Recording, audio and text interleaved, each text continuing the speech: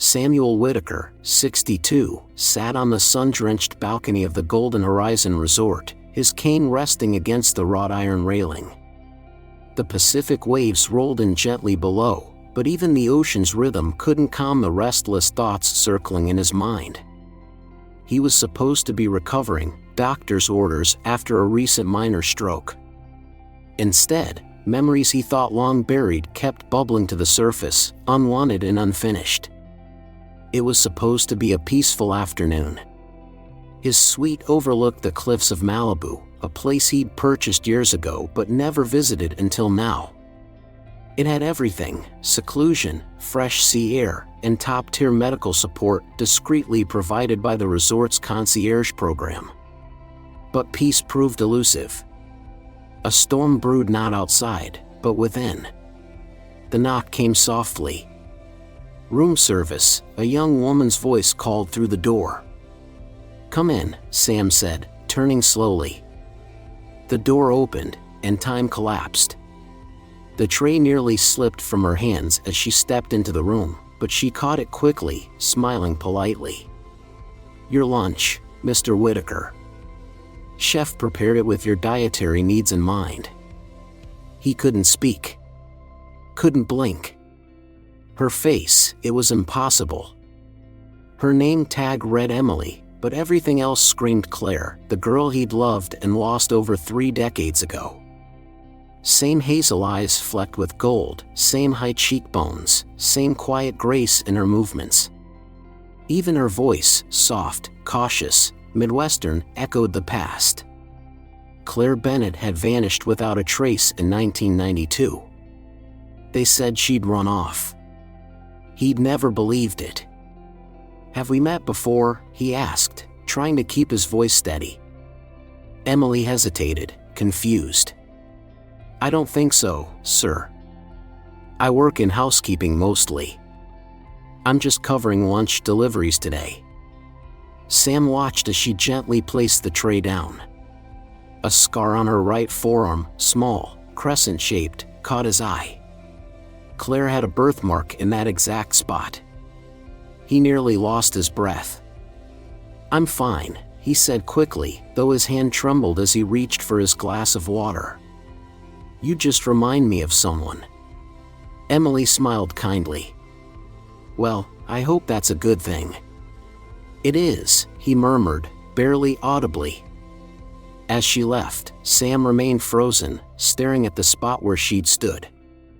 The resemblance wasn't just uncanny, it was undeniable. But Claire would have been 58 now. Emily looked no older than 30. It didn't make sense, unless... His hand reached instinctively for his cell phone.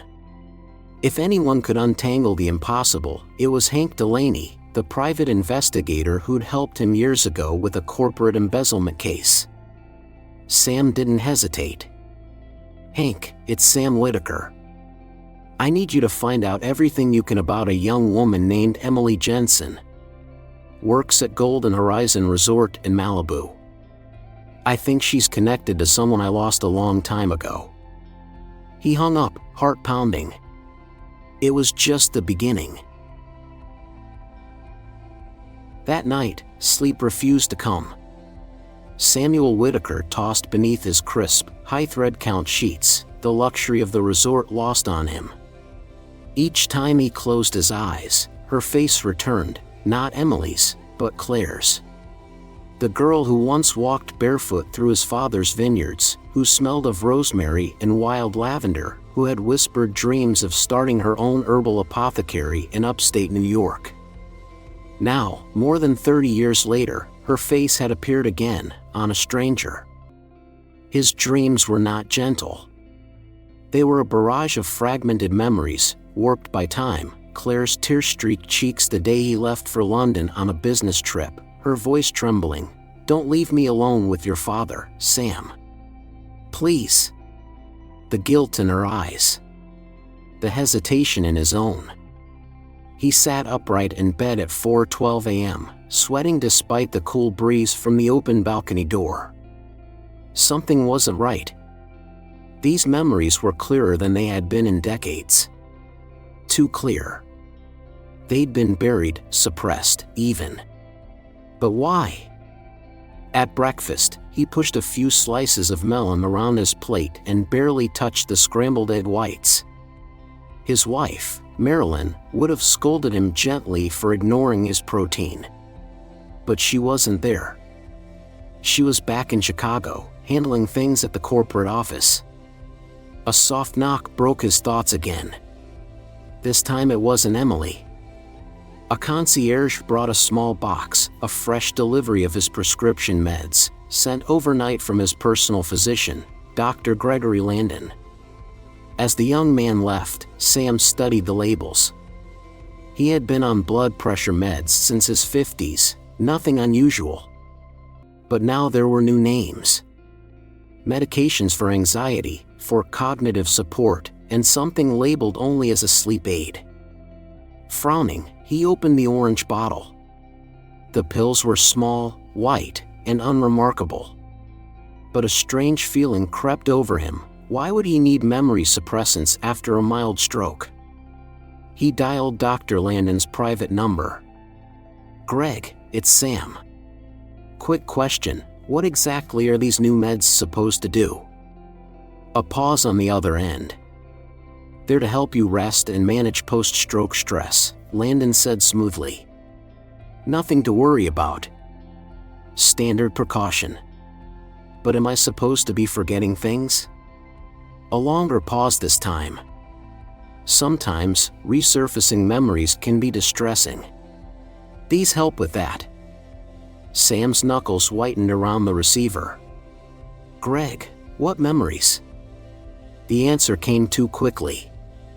"Old ones. Nothing useful. Just don't overthink it, Sam. Focus on your recovery." But that was impossible now. After ending the call, Sam stared at the palm trees swaying outside his window, his heart beating fast. What if someone had wanted him to forget Claire? What if the truth about her disappearance wasn't what he'd been told? And worse, what if Marilyn knew? He didn't know who to trust anymore. That afternoon, as he slowly walked the garden path with his cane, a figure knelt by a patch of marigolds. An older woman with silver hair tucked beneath a wide straw hat. She looked up just briefly, and for a moment, he saw her. Claire. Or was it just the sunlight playing tricks again? Samuel Whitaker had always trusted his instincts. Decades of leading a hospitality empire demanded it. Now, that same instinct screamed something wasn't right. And so, despite Dr. Landon's reassurances, Sam stopped taking the new pills. If they were meant to protect him from painful memories, he preferred the pain to ignorance. Days passed, but the feeling that someone was watching lingered. Not with malice, something gentler. Protective, almost. Then came the moment that confirmed everything.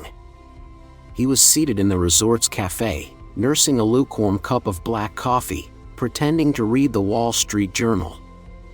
In truth, his eyes followed a familiar figure moving across the patio, the housekeeper named Emily.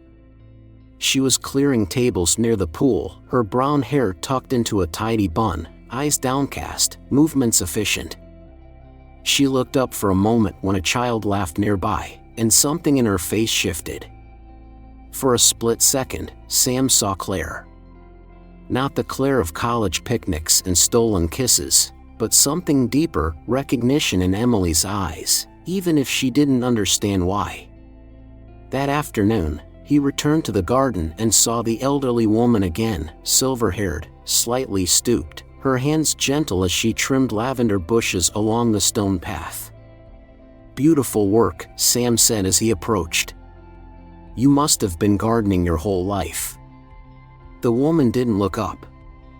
Long enough to know most folks only notice the flowers, not the healing that lies beneath them. Sam froze. Claire used to say that.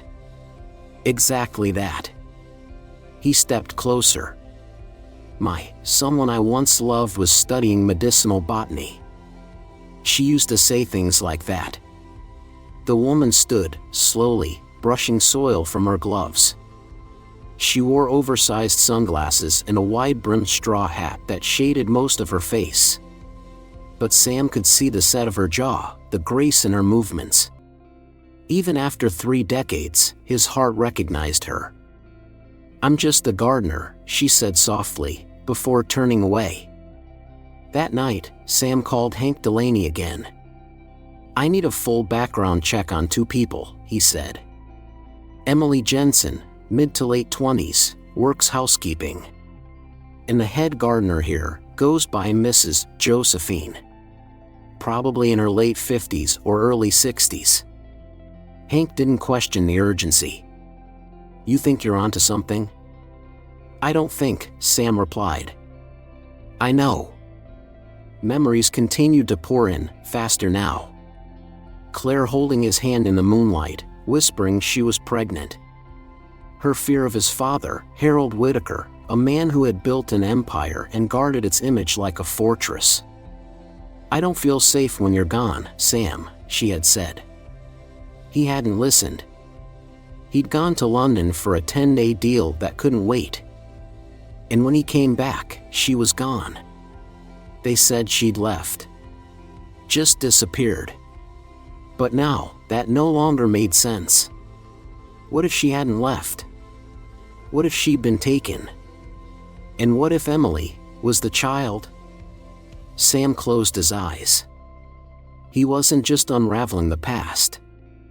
He was chasing the truth, and he suspected someone had gone to great lengths to keep it buried. It had been a long shift. Emily Jensen kicked off her shoes the moment she stepped inside the small apartment she shared with her son, Noah.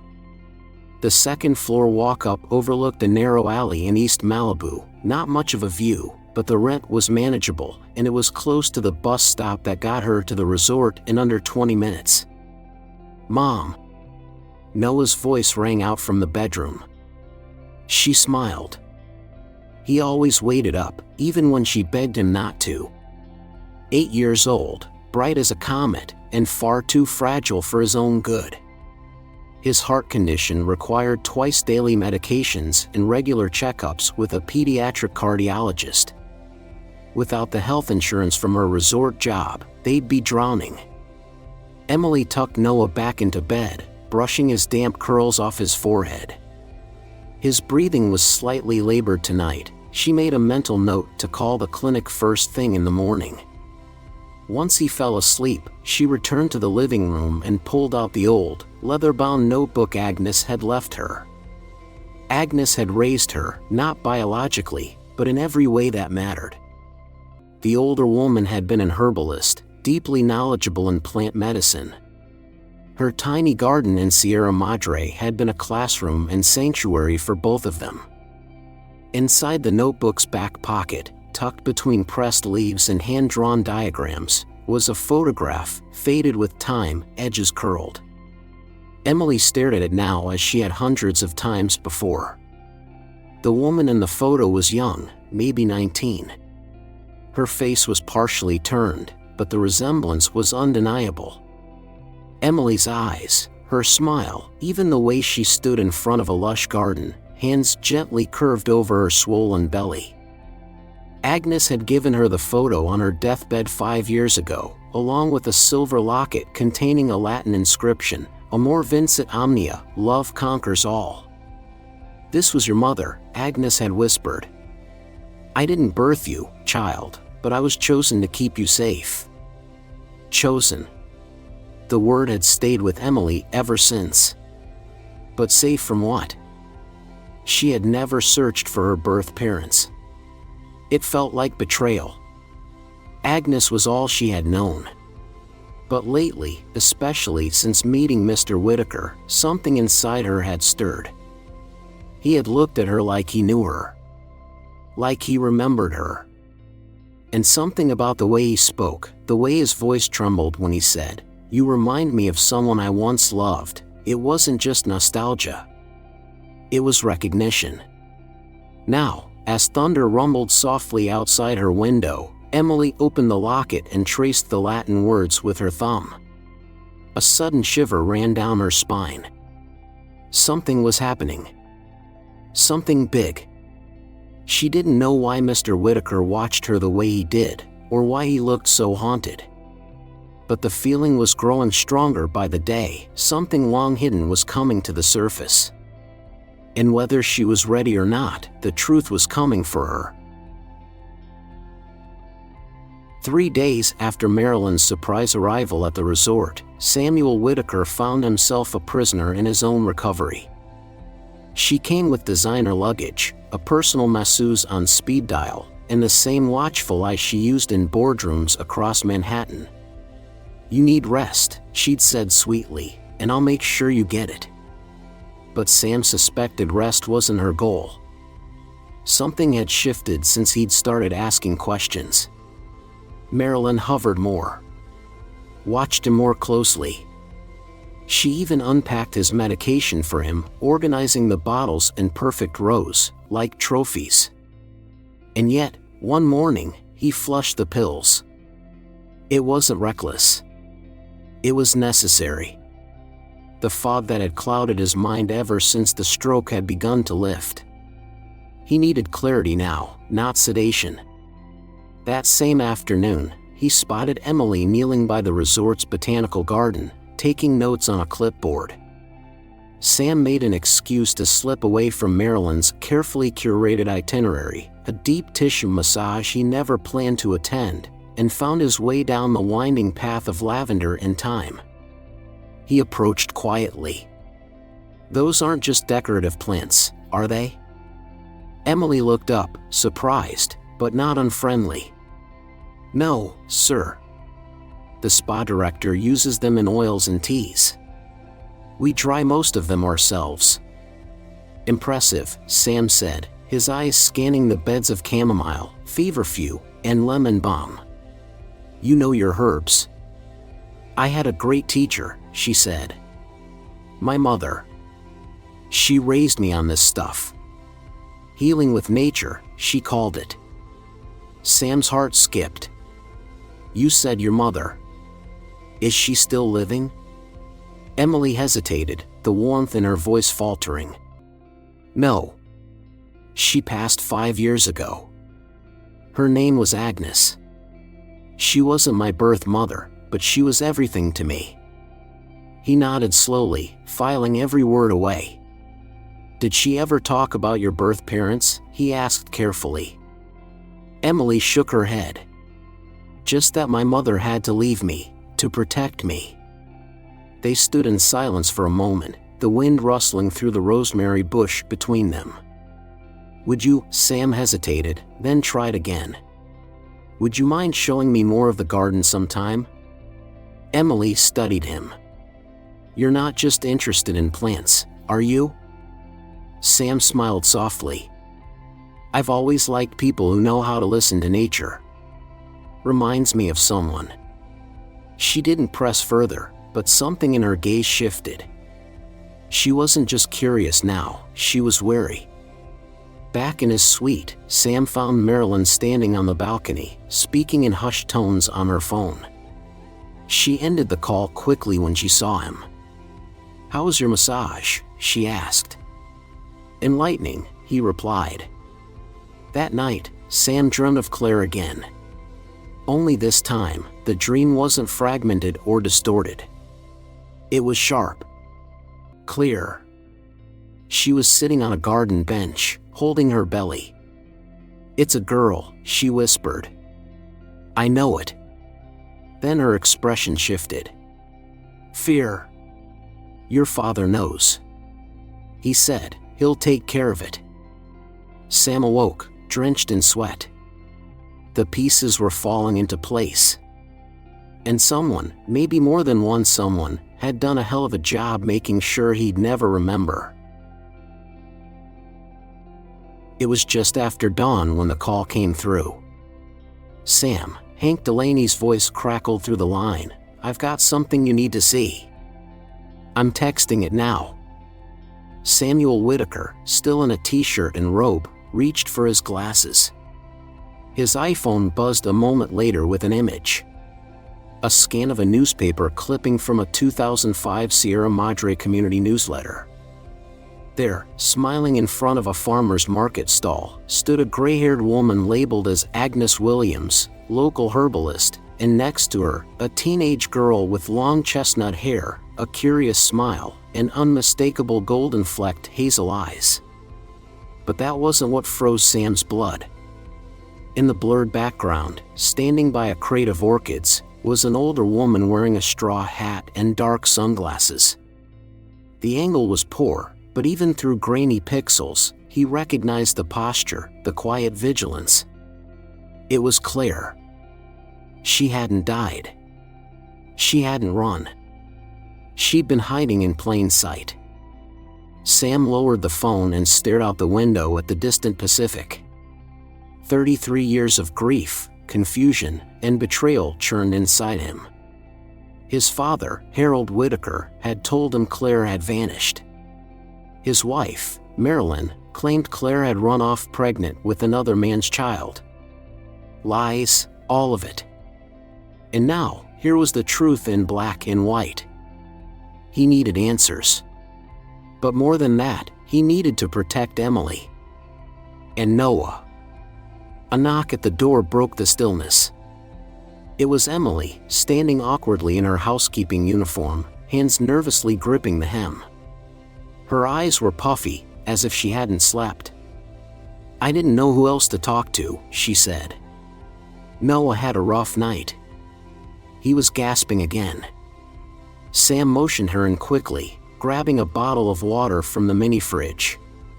"Has he been evaluated for a congenital heart defect?" Emily blinked. "Yes. He has something called Ebstein's anomaly. They want to try a procedure, but it costs over 200 grand, and insurance won't cover it. It's still considered experimental." Sam swallowed hard. Ebstein's anomaly. The same condition that had haunted his family line. His grandfather had died from it.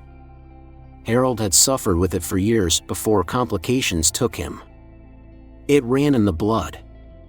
Emily noticed the change in his expression. "What is it?" He looked her straight in the eye. "I need to tell you something. And it's going to sound crazy." She tensed. "I believe you're my daughter. And I think your mother, Claire, is alive. She's here. She's been here all along." Emily took a step back, eyes wide. "What are you saying?" "I'm saying that you didn't come to this resort by accident. Neither did I. And someone's been trying very hard to keep us from knowing the truth." For a long moment, neither of them spoke. The hum of the air conditioning and distant crashing waves were the only sounds between them. Then Emily said softly, "If you're right, then Noah's not just my son. He's your grandson." Sam nodded, his voice rough. "And he's going to get the care he needs. I promise." Marilyn didn't knock. She never did. When she stepped into Samuel Whitaker's suite unannounced later that morning, her expression was carefully composed, icy, calm, and polished as ever. But Sam saw past the surface now. He saw the fear behind her smile. The calculation in her eyes. "You're not dressed for your follow-up appointment," she said, setting a coffee tray on the table like a doting wife. "Dr. Landon's nurse will be here in an hour with your updated prescriptions." Sam stood by the window, still in his button-down from the night before, a folder of documents on the table behind him. "I canceled the appointment," he said. Her lips thinned. That wasn't wise. He turned to face her fully. "What's unwise is trusting a woman who's been lying to me for over 3 decades. A flicker of something, panic, maybe, crossed her face before she masked it. "I don't know what you think you've uncovered, Sam, but your stroke has clearly—" "I didn't have a stroke, Marilyn. I was poisoned." His voice cut through the air like a scalpel. "And I know who was behind it." She laughed, sharp and hollow. That's absurd. Sam reached into the folder and pulled out a printout, his toxicology report, confirmed by a second specialist. He handed it to her without a word. Digitalis, he said. Common in foxglove. Used in heart medications. Also lethal in large doses. Marilyn's fingers tightened around the page. You're paranoid. No, he said. I'm finally awake. He stepped closer. You and my father destroyed Claire's life. You erased her. You took my child and tried to erase me. Marilyn's voice dropped to a cold whisper. You were never supposed to find out. But I did, Sam replied. And you're going to answer for it. The door opened again. This time it wasn't hotel staff. Two plainclothes detectives stepped in, badges discreet but visible. Mrs. Whitaker, one said. We'd like you to come with us. You're being investigated for conspiracy to commit medical fraud, attempted homicide, and obstruction of justice. Marilyn stared at Sam, her mask finally breaking. You were never supposed to remember, she whispered. You were supposed to die. Sam's voice was quiet. But I didn't. As the detectives escorted her out, Marilyn didn't struggle. She walked tall, still trying to maintain control. But the empire she'd spent years building had just begun to collapse. Later that day, Sam sat with Emily and little Noah in the resort garden. The boy leaned against his shoulder, tired from another rough night, his small chest rising and falling against Sam's side. I want you to know, Sam said to Emily, that whatever happens next, you and Noah are not alone. She looked at him with cautious hope. Are you sure this is real? That it's not some cruel mistake? He smiled softly. There's nothing mistaken about the way you look like your mother, or how that boy has my father's stubborn heartbeat. She let out a shaky breath. Maybe, for the first time, she believed it too. The ceremony wasn't grand, but it didn't need to be. On a warm spring morning, beneath a hand-woven arbor draped in blooming wisteria and wild orchids, Samuel Whitaker stood beside Claire Bennett for the first time in over 3 decades, not as ghosts of a love long lost, but as two people who had fought to reclaim their truth. The garden at the Golden Horizon Resort had been transformed. Once just a backdrop for guests' Instagram photos, it was now a living tribute to resilience. Claire, no longer hiding behind her Josephine persona, had helped design it herself, blending native California flora with healing herbs, medicinal plants, and memory-laden blossoms from her youth. In the front row sat Emily, holding her son Noah's hand. The boy looked stronger now, color back in his cheeks following a successful surgery funded entirely by the newly established Whitaker Foundation for Pediatric Heart Health. His favorite stuffed dinosaur peeked out from the front pocket of his tiny blazer. The officiant kept the vows short. Sam had insisted on writing his own. I was a man who had everything, he began, except peace. I lost you, Claire, not once, but twice. First to betrayal, then to fear. But you never stopped watching over our daughter. You never stopped being brave. I vow to spend whatever years I have left making up for the ones we lost. Claire's voice trembled as she replied. You once gave me a silver locket with 3 words etched inside, Amor vincit omnia. Love conquers all. I clung to those words during every lonely night, every silent milestone I watched from afar. Today, I return them to you, not just in memory, but in hope. As they exchanged rings, simple platinum bands engraved with the same Latin phrase, Noah wiggled out of his seat and ran forward. Without hesitation, he reached for both their hands. The crowd chuckled softly, misty-eyed.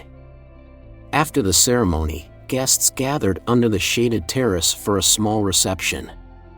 Instead of a cake, Claire insisted on fresh fruit tarts made with herbs from the garden, lavender, lemon thyme, and mint. Emily pulled Sam aside while Noah ran through the grass with the other children. "You didn't just give me a name," she said. "You gave me a family. You gave Noah a future." Sam's eyes filled, the lines on his face softening with emotion. "I gave back what was always yours. It just took me too long to find my way." She nodded, wiping away a tear. "But you found it. That's what matters." As twilight set in, the three of them, Sam, Claire, and Emily, walked through the garden together, the lanterns casting a warm glow over the paths. No longer strangers. No longer lost. A second chance had bloomed. And in that quiet, fragrant evening, Samuel finally understood, love doesn't fade. It endures. It heals. And yes, in the end, love conquers all. 6 months had passed since the garden wedding, and the world had quietly changed around Samuel Whitaker. Not in dramatic, headline-making ways, but in the kind of quiet, meaningful shifts that matter most as we get older, when legacy becomes more important than leverage, and family more precious than fortune. The Golden Horizon Resort had been rebranded as the Whitaker Botanical Retreat and Healing Center. The hospitality empire Sam once built to impress investors was now rooted in something far more personal: wellness, education, and community healing. He didn't need the skyscraper offices in Chicago anymore. These days, Sam preferred a pair of well-worn work gloves and a wide-brimmed sun hat. He still wore his Rolex, but it was smudged with soil most afternoons. Claire, no longer in hiding, taught classes every Thursday under the olive trees near the South Lawn, Introduction to Medicinal Herbs for local seniors and veterans. Her hands moved easily through basil, chamomile, and echinacea, as if they were old friends. Emily had enrolled in a university extension program, part-time. She was pursuing her long-delayed dream of becoming a licensed herbalist and eventually hoped to publish Agnes' notebook as a reference guide. Every page she turned was a whisper from the woman who had raised her with wisdom and courage. And Noah? He was unstoppable. His recovery had amazed doctors, and now he bounced around the retreat like a sprightly breeze, delivering tea samples to guests, naming every flower in the garden, and proudly referring to Sam as Grandpa Sam to anyone who would listen. One late September afternoon, Sam found himself sitting on a wooden bench beneath the arched trellis of the healing garden. The air was warm but gentle, rustling the leaves above his head. In his hands, he held a worn leather journal, Claire's. Not a business ledger. Not a report. Just notes on growth, resilience, and nature's quiet wisdom. Claire joined him moments later, holding 2 mugs of lemon balm tea. She handed him one without a word, then settled beside him, leaning gently on his shoulder. "You think the garden's ready for winter?" she asked. "It's ready," he said, nodding. "So are we." They sat like that for a long while, sipping tea and watching the sun slide behind the hills. In the distance, Emily was helping a group of guests identify native herbs.